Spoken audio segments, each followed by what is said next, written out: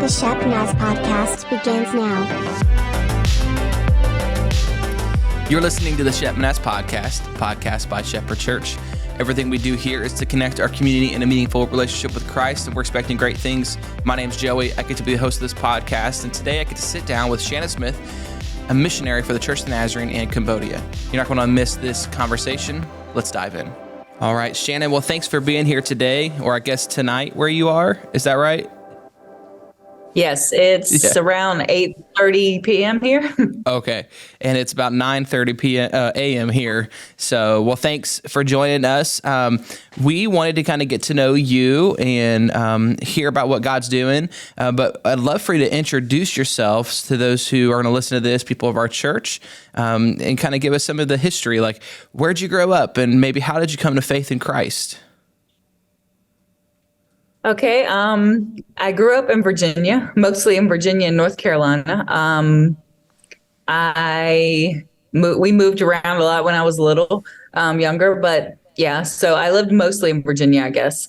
And I grew up in Danville, Virginia. And I went to a Nazarene church there when I was about 15 or 16. And then I came to Christ through a STMI, I guess they call it STMI convention now. It used to be called something else. Yeah. Yeah. But like a Sunday school convention is what they used to call it. Yeah. Mm-hmm. So I accepted Christ at one of those in Virginia, on the Virginia district. And I've been a Christian ever since, serving God. And yeah. Yeah. And so you are a missionary for the Church of Nazarene. How did you how did you come to a call in missions? So not long after I accepted Christ, I went to, it's kind of interesting that all of this happened at like conventions, but I went to a missionary convention, and at the missionary convention, they had an altar call for people who would be called into missions, and I felt called to go to the altar. So I went to the altar and prayed and committed to God that I would follow him wherever he wanted me to go. Wow. And the interesting part was that after I went to the altar, I went to go talk to my pastor's wife, and I told her, I think God's calling me to go to missions. And she said, yeah, we already knew that. So it's kind of interesting. Yeah. Well, cool. So tell me a little bit about your family before we get into what you're up to right now. So my family live in Virginia. I have both of my parents live in Danville, Virginia. My brother lives in California currently, and he's married. Oh, wow. None of my parents don't have any grandkids yet because I'm not married and my brother doesn't have any kids. So cool. My mom's waiting to be a grandma. Cool. Well, let's talk about your current assignment and what God's doing through you. So I've been in Cambodia for about 5 years. I came to Cambodia in October of 2018. And before that, I actually lived in Korea for 10 years. So I was living in Korea. I was a youth pastor at a church there in Korea. I actually got ordained in Korea. Wow. And then for a long time, so I went to Korea originally because I thought, okay, let me go try out living in another country for a year to see what it's like. And I ended up staying in Korea for 10 years. Well, the last few years of the 10 years, I really felt like God was calling me somewhere else, but I didn't really know where that was. Mm-hmm. So I called some missionaries that I knew from the Virginia district who had been serving in Cambodia for a while. And I was talking to them, and I told them that my pastor there in Korea, the lead pastor at my church there in Korea, he had told me, why don't you call Rolf and Debbie Kleinfeld and ask them if they need any help in Cambodia. So when I told them that, they said, we need lots of help. And so we started to pray, and they asked me multiple times, like, if God takes us from Cambodia, do you still feel like you're called to Cambodia? And every time I said yes. Mm-hmm. So a few years after I prepared to go to Cambodia, I went to the USA finally in 2018 to raise support. And then I've been in Cambodia ever since. Wow. Yeah. And when I first came here, I didn't really know what God was going to have me do. So I just learned the language for a few years. And then when COVID happened, I was kind of the only person left working with our people there in Cambodia. So, yeah. So I've been doing pretty much anything that they need me to do after learning the language. I was a DS for 6 months. Oh, look at about that. 6 months. Until we appointed a local person. We actually just ordained our first 6 elders in the Church of the Nazarene. Oh, wonderful. Here in Cambodia this year. And then they appointed a DS the same day that he was ordained. Wow. So, Oh my goodness. Oh my goodness.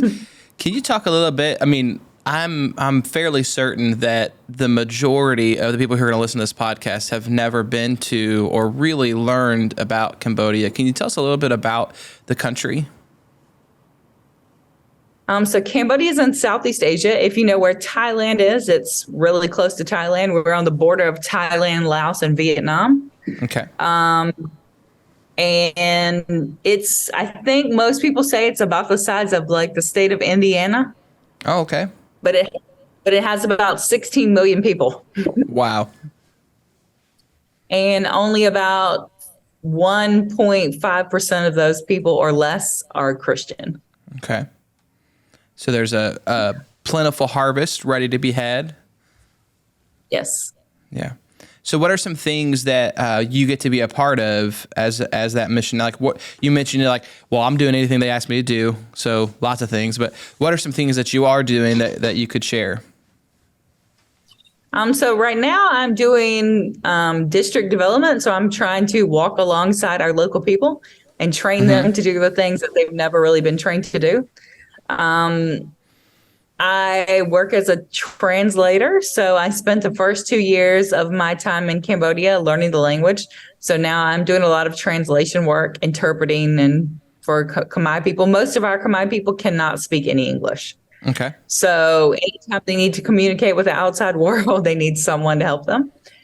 So I'm doing a lot of that. I also have done a lot of things with teaching our Bible classes for our pastors who are training to be ordained. And yeah, I do so many different things that it's hard to think about all the different things that I do. Yeah. I've done some stuff on NCM. Yeah, I just do whatever they pretty much need me to do. Yeah. Yeah. Cool. A brand new event is coming to Shepherd Church this spring. Springfest happens on April 7th, and your family is sure to love it. There'll be tons of activities, from inflatable obstacle courses to a glow party, from a petting zoo to axe throwing. There's even going to be prizes for winners of games and tournaments that we have, like cornhole and can jam. Seriously, we can't wait to see you here for Springfest. You can learn more by visiting shepnaz.org/springfest. Make plans to come and spend the evening on April 7th with us at Shepherd Church. And so could you tell us what it would be like? What are some things that if we were to sit down and to like write them down that we could pray for you specifically, and maybe for the people of Cambodia, what could we pray for? One of the things you can pray for is that we have a lot of older pastors. We have pastors who've been serving the Lord longer than I've been alive. Yeah. Most of the 6 pastors who were ordained are over 60. Wow. So they are ordained for the first time at over 60 years old. So they have a lot of health issues, and there's not a lot of good health care here. Okay. Also, Khmer people make on average, about 25 to 30% of people make less than $1 a day. So when they have health care needs, there's a big need for that. I'm hoping to actually write a project soon where Nazarenes can give to the health concerns of our pastors here in Cambodia. Okay. So you can pray for that. It's a big issue. We actually have a pastor right now who has a really bad lung issue, and his wife needs back surgery. It's just a long list. Okay. Yeah, things like that. You can also pray for our new DS. He's taking on a pretty big role. And he's a really good leader. He's been serving the Church of the Nazarene for a long time. but it's just a lot different when you're the DS and you got to communicate with people outside of the country. Right. So you can pray for him. First local DS, local Khmer DS ever. Wow. Just started in January. And then, we're still preparing pastors for ordination. So we're trying to get as many pastors ordained as possible because the church here has been around for several years, but just the first 6 ordained pastors. So we need a lot more that have more education. So you can pray for that as well. Cool. And then how often do you have the opportunity to come and have kind of respite at home? Or do you even consider Virginia home anymore? I do consider Virginia home. Okay. I don't really consider home assignment respite, though. Right. I hear that. Yeah. Normally when I come home, so missionaries get an option. We can come home about every 2 years for 12 weeks or every year for 6 weeks. I have opted to come every year for 6 weeks. So I come home every year for about 6 weeks. But most of that time I'm traveling. We do get to add some vacation to it. Yeah, you're speaking at 3 churches a week, 4 churches a week. Yeah, however many we can speak at. That's how many we speak at. Yeah, pretty much. So when's that coming up? Do you have that, or did that just happen? So I just had a home assignment in October and November. Well, September, October last year. So I'll be coming back again October, November of this year. Wow. We hope that when you do get some rest, but we're thankful for all that you do over Cambodia. And you're actually not in Cambodia at the moment, right? Is that what I heard? No, I'm at a meeting in Thailand. Okay. So our new DS is at a DS meeting here in Thailand, and he needed a translator. So I'm here as his translator. Very cool. Very cool. Well, is there anything else that you might want to just kind of communicate to, like, the majority of our people, when the way that they can participate, the way that they do participate is in giving or in prayer? Is there anything that you'd like to communicate when it comes to like how we can participate in those ways? So there are many ways that you can support missionaries. One, like you said, is prayer. We always need lots of prayer. There are many things that we face that most people don't even realize. Especially in Southeast Asia where I live, there's a lot of spiritual warfare. You can feel the presence of darkness and evil in a lot of places. A lot of Christians here experience that. A lot of Christians here experience nightmares, all kinds of different things. So we definitely need the prayers. As far as giving, one of the best ways that you can give is to give to the World Evangelism Fund.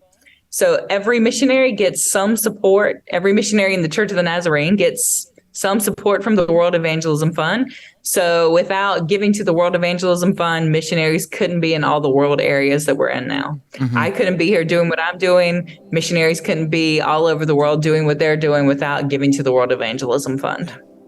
Good. So it's really important. Good. Well, thanks for being with us. I don't want to cut it short, but I also know that it's getting late where you are, and you got all sorts of stuff to do. So we're thankful for you coming on here. We're thankful for you kind of helping us learn more about what you're doing, what the Church of Nazarene is doing across the world.